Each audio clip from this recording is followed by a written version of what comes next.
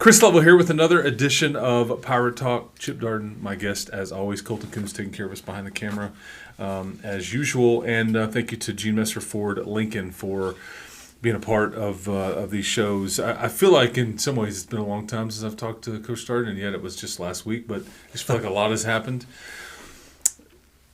Because it was a Thursday game, and it was just a different kind of routine, I guess, last week. Yep. How was you had a lengthy rain delay, your favorite.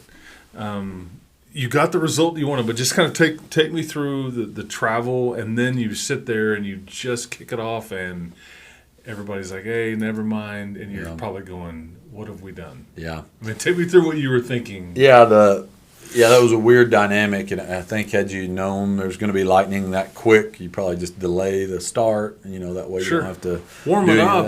It was a tough deal, but I don't know. During that, you're trying to think of logistics so much. We're in communication.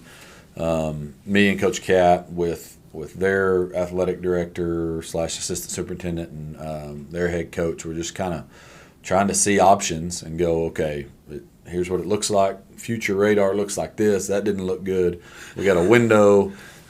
Tomorrow looks worse. Saturday morning doesn't look great. Midwestern State has a game on Saturday. How we have to get the game in. It's a district game. You have to get it in. So we're really just working through those logistics and trying to make sure our kids were good. That was one thing. Our kids, I got asked that several times after the game, like, what did you say to them? Like, we just went in, and I honestly didn't even go in the locker room. I went in one time to just kind of walk through. They were good. They were just listening to music. They were hanging out kind of in groups, and just that there was no issue at all. And so I felt like they didn't really need to be addressed. Thought the leaders and the team was just handling all that well.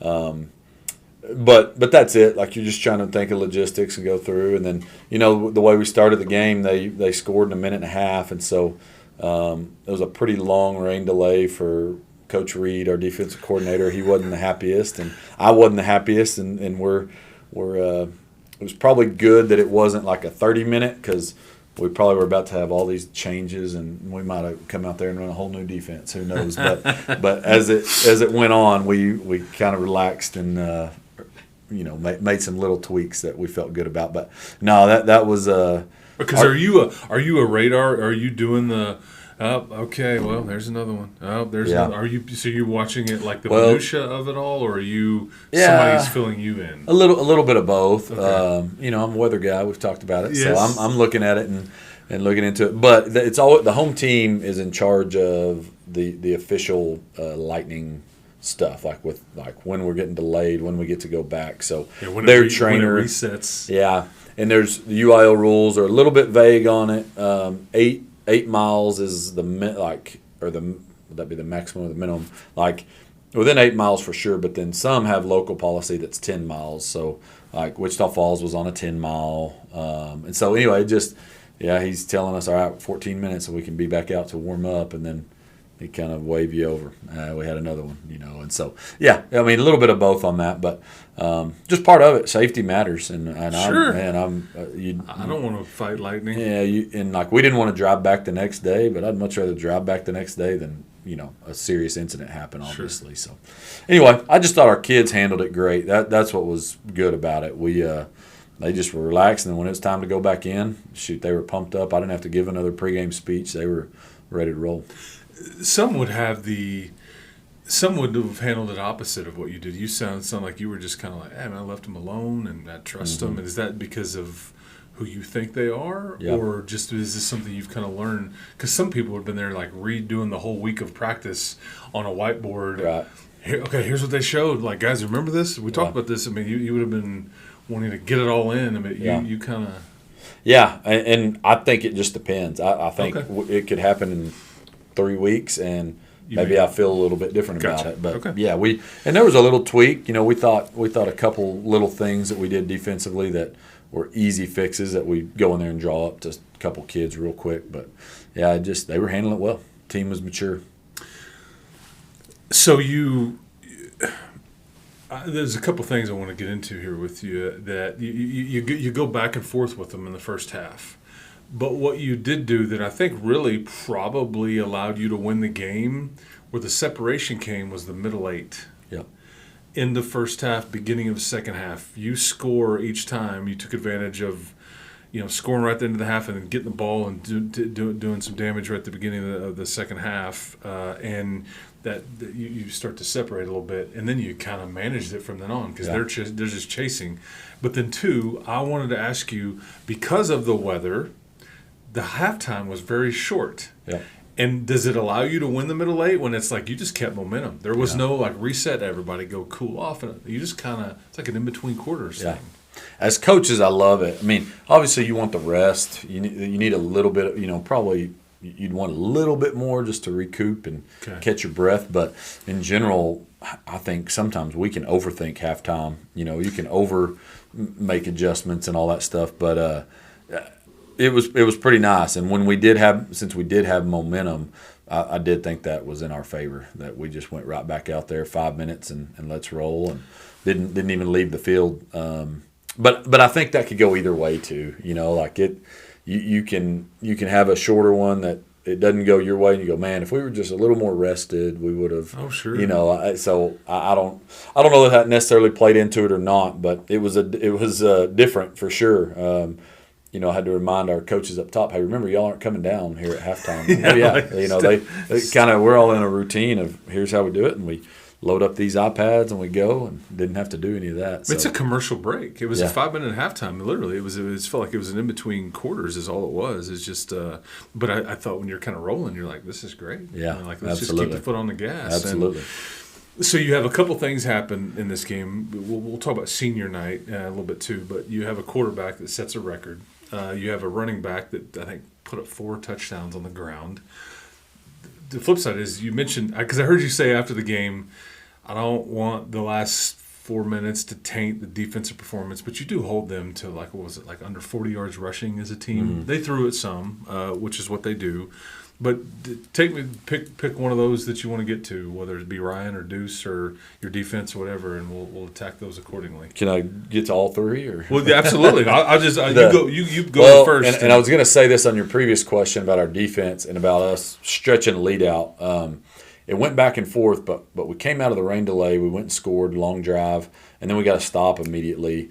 And so even though they got the ball to start the game, we got the upper hand and took the 14-7 lead to where when they scored and tied it, we were keeping a little separation throughout the first half. So that stop, I think 4 possessions each in the first half, and 1 stop. We got the 1 stop. That was huge. And then the defense just got key stops. I think Memorial ended up with about 400 and something yards total. I think over 200 of that was in the last 4 minutes of the game. So it was a pretty dominant, 19 minutes of game action, I think, that they didn't score. And that allowed us to open it up and get a 4 touchdown lead. Because they never really stopped you. No. We punted it twice. One of them was a quick kick. I remember that, Yeah, punted it twice, but I think 7 out of 9 possessions. Mm-hmm.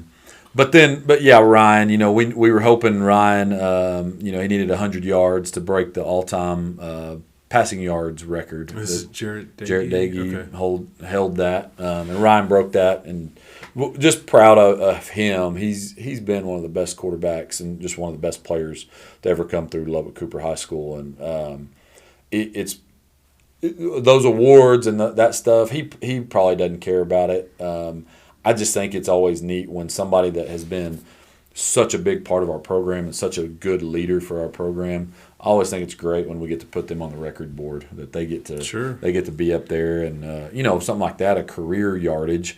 I hope our next guy breaks it at some point, but it's not going to happen next year. That's a longevity award too, and so he'll be up there for a while, and I think that's pretty special. And then Shemaine dealt with a lot of injuries earlier in the year and was fighting through injury and still is in pain at times. That's just part of having the open week when we do. But man, he is running tough. He's carried the ball 32 and 29 times, I think, the last 2 weeks. We've really relied on him, and he is he's earned it. And we can count on him. We know that. Just Mr. Consistent. Know what he's going to bring to the table every week. So he had a 4-touchdown game against Friendship, but I think 1 or 2 of those was through the air. So I think that was his first time to have 4 rushing touchdowns. That's a lot. Heavy steps. Yep. Right there. That's good stuff. You know what? And when we're talking about these guys, let's just go to. You actually brought us 4 plays. Yeah, sorry about that. If y'all don't like watching the plays, you get extra. No, this is good. I'm talking to the people. Okay, gotcha. Yeah, you don't care what I think. Most don't, and that's fine. This first one is senior to senior and rinse and repeat. Ryan to Cade Gant. Yeah, and the situation here is we got the ball. They scored to tie it up with about a minute and a half left in the first half, and so this is a 2-minute drive. You talked about the middle 8 and how we scored to end it. Well, this is a 2-minute situation. We converted a 3rd down earlier in the drive. This is now 3rd and 10, so this is kind of crazy zone here.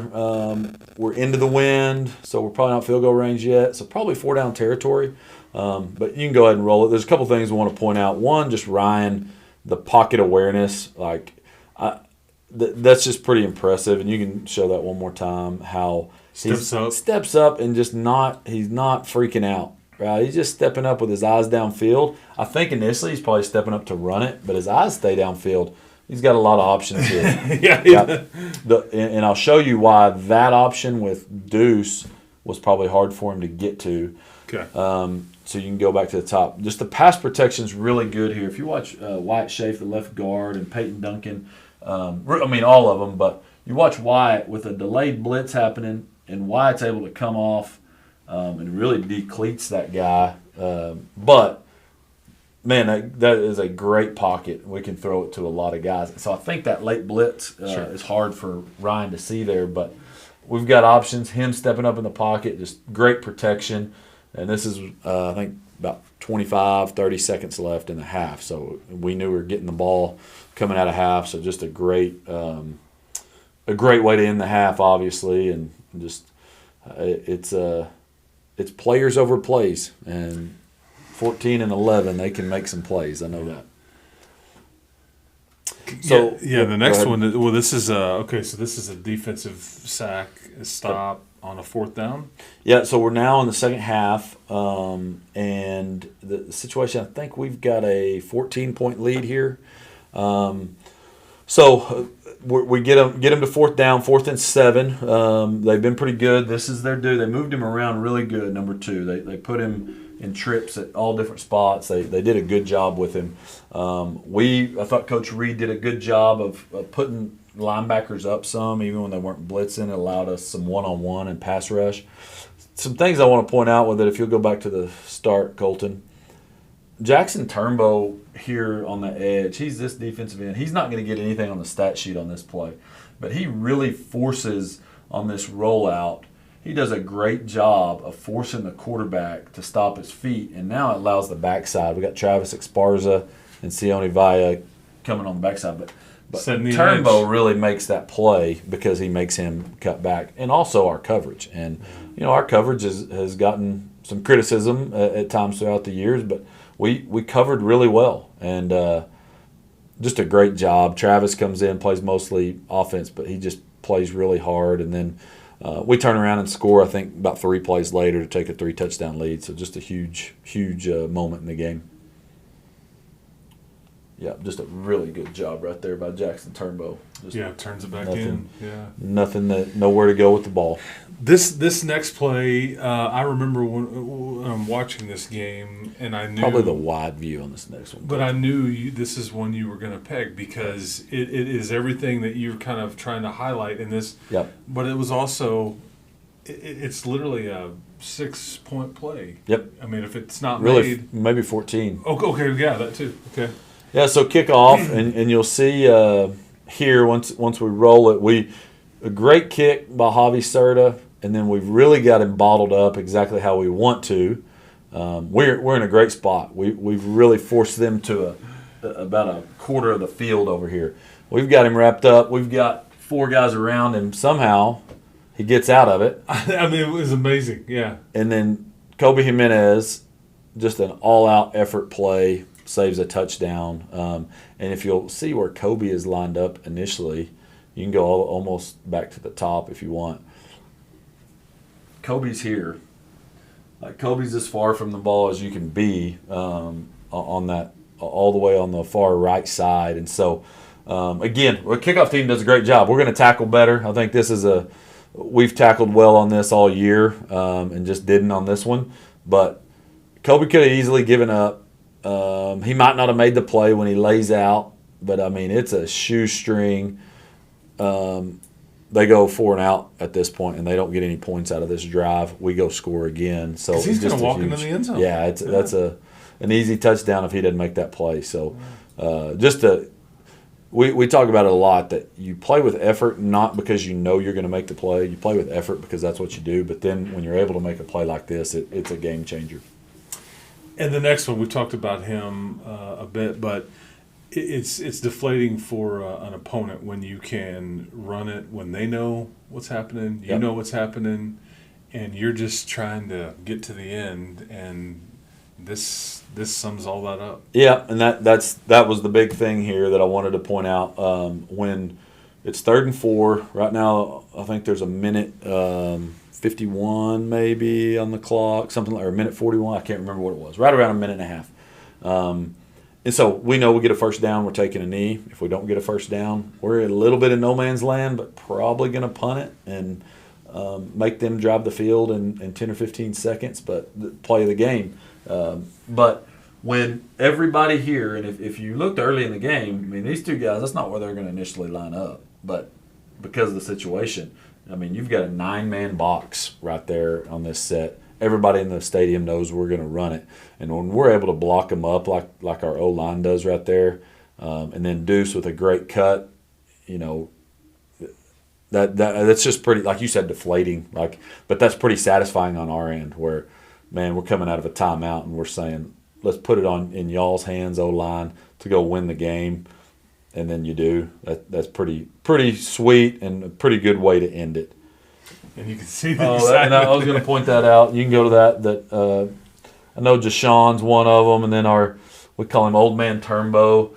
He's more of a little calmer, but he just gives a little. He's telling him get down, like he knows. Turnbow knows football, and he's just saying we got him. Yeah. But the excitement on the sideline, we hadn't seen that a whole lot at times, and I think our team is excited for each other. I think our team is. Obviously, we like winning better than losing, but man, we were more of a team for, Thursday night than we have been in a long time. Yeah, and again, I think that's an appropriate word, is like satisfying. There's just some that are more than others, and all the context, whether what's on the line, who it's against. Yep. Road, all that stuff. That's definitely one you can sink your teeth into right there. And now we turn the page, and this is an old kind of new / familiar foe in Abilene Wylie. Mm-hmm. You guys have played these. This has been hotly contested in the several years, but they're kind of an up and comer. I think you've always equated Wylie's kind of like Cooper. Yeah. In that. You know, they've kind of grown and they've been very competitive and all those things. And I can't figure this team out. Yeah. That's right. This is your job to try to figure out Abilene Wylie this year, but they've got some strange results. Yeah. Yeah. They're good. And, I mean, I think that's the main thing. Some of the results recently that they've gotten whipped, you know, like Memorial beat them pretty good. They were pretty banged up and started some young guys on the offensive line and, you know, different spots that I think hurt them. I think they got healthy. They got a week off leading into our game, so I think they probably got healthier. But they're a good team and they're a really good program, and I think that's the biggest deal, that those coaches, you talk about a coaching staff that doesn't have much turnover at all, and that Abilene Wylie is that. Those guys have been there forever. A lot of the schemes look the same, but then they've also adapted too. And so I think that matters when you're looking at a program like that. That okay, they might be 4-4. I think that's their record, 4-4. And so you might go, well, there's been a lot of other years they'd be 8-0 coming to this game, but with that staff, with the tradition that they have, I think the negative games are the outliers. And they've played some close games and beat Abilene Cooper, who beat us by 50. And so that's the one that stands out for us as we're watching them, and there was no fluke to it. They just got after them. So. It's a good team. It's a good program. Our biggest deal is the last 2 years that we've played them. We haven't played very well now, and do they have something to do with it? Sure. They have, like last year, their defense was one of the best we saw all year, but we also made a lot of uncharacteristic mistakes that I haven't seen our guys make before or since, and so they end up beating us 2 years in a row. So I think more than anything, our guys just want to play well, and scoreboard, all that takes care of itself, but they want to play well. They want to have a game against these guys that we leave the field knowing, hey, we put our best foot forward and played a good game. And this will be the last home game. This is senior night, which is always an emotional, kind of awkward. There's a football game to play. You got a lot of emotions. There's maybe extra family there. There's this pregame ceremony. It's a little homecoming type potential for distraction thing going there. But this is also a playoff game. Yeah. Maybe for them too. You have a bye next week after this one. Wylie still has another game. But all intents and purposes, this is... This is one that both teams would have a sense of urgency to try to go get. Take me through the senior night. I ask you about this every year.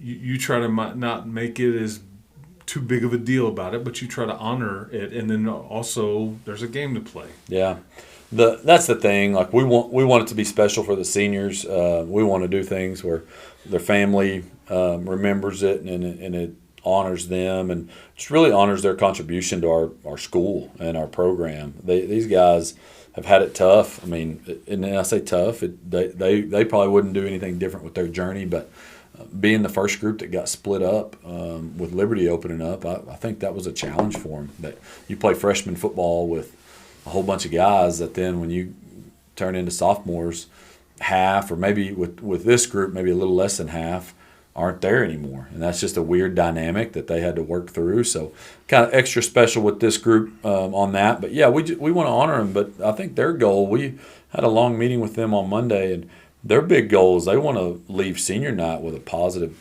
they don't want it to be that's their last game ever. And they know that they're turning stuff in and going to the next sport. They want senior night to be remembered as the night they earned a chance to keep playing and earned another few weeks together at minimum. And that's their goal. That's what they want to remember from it. And I think when they do that, it's almost like you go through the pregame ceremony, you do all that stuff. The moms decorated their lockers this week, all that. If you happen to win the game and get in the playoffs, and I think down the road you look back on it with real positive memories, and that's what they want to do. So we'll honor them, but kind of similar. You compared it to homecoming, kind of similar to that. The football game is the important part of it, and I think our guys have that mindset. The main event. It is. Yeah, that's right. Is. That's right. And Coach Martin has been there for several years, but it's just there was these games are always just interesting. And you mentioned he's been at Wylie for 25 years probably. Yeah. He was the defensive coordinator for a long time. He's been the head coach for 5 or 6 maybe, something like that. But yeah, they're good. I mean they. And I could go through all their players, but him being a former defense coordinator, they kind of start off with defense, and they're going to be good on defense, always sound. They do a bunch of stuff, and always impressive to me because they do a bunch of stuff well. And then offensively, to me, the last 2 years for sure, but really probably going back about 3 years, they have really opened it up on offense and become a lot more dynamic, and they stress you in a lot of different ways and always have good quarterbacks. This one can run this year, and they got a running back that we saw last year that they'll give it to him 40 times, and he's a load. He's one of the best players in the district. So it's a challenge, but again, our guys, it's the ultimate cliche, but our guys are focused on them and focused on just playing well. Is their running back like 240 pounds? Yeah, he's probably 235? 240, but he's probably 220, 225, I'd say. Julius Lane. Yeah, we saw him last year. He's a load. Yeah. A loss to Monterey, but just a close loss to Paladuro, but then a blowout win over Legacy, and then they beat Abilene Cooper. So it's just kind of, you're not sure what you're going to get. You've known this for a long time, that this game was going to be on Halloween night. Yeah. We got any theme going for the student body? Do we having a trunk or treat out in the parking lot? I mean, are we embracing the Halloween? Are we running away from it? Is it just like a? I know you fans that are watching, all three of you that are watching, y'all can rest assured that I have spent zero time on that stuff, and it's all about football for us. Okay. There might be, but I don't have anything to do with that. Here's the influence I got. We're wearing all black, so okay. I mean, it makes sense. Black on it Halloween out. night. Okay, Yeah, I like it. That makes sense. total sense. That's the football contribution to the Halloween stuff. This going with this helmet? Helmet, yeah, there you go. Black. Okay, yeah. Perfect. You and if I know you, because I would feel the same way. I bet you're secretly really glad that you're playing on a Halloween night, so you don't have to mess with the normal Halloween. Fair? Yeah, there you go. Fair. Yeah, it's a fun little deal for certain people, and just others are just. My kids are pumped about it. Well, They're sure. pumped, Yeah, that's right. Are they going to get cheated? Not please. getting to have the normal trick or treat going on. That's a lot. They ain't getting cheated out of anything. Okay, they're going to be just fine. Are you? We've talked about various Halloween things over the years, but are you a haunted house guy? Nah. Ever been to one? Yeah, I'm pretty sure I have, but okay. I'm just not a Halloween scary movie guy. No, not a dress up guy. I know this. Yeah. You just consume the candy. That was a shot. I feel like that was a shot, Colton. Every time he walks into this to tape the show, he goes straight to the hot tamale jar. looked me up and down and said, "You consume the candy." That is don't be like that. Do you eat hot tamales? I eat a lot of candy. But hot tamales, is your jam. So anyway, okay. Well, man, seriously, good luck. I know there's a lot going on, and you're trying to keep it all in perspective and stay in the moment and all that stuff. But Friday night can be a lot. Crazy evening. Yeah. Big time football game, and obviously all the Halloween activity and all that stuff. So all black for the Pirates, man. Well, good luck. Seriously, appreciate it. And you were going to do this as always, and may you out there in podcast land or whatever enjoy hot tamales as well. Whenever you do, seek those out. So like my man Coach Dart, he's what he says, top tier candy. All right, for Chip Darden, for Colton Coons, this is Chris Level. This has been another edition of Pirate Talk.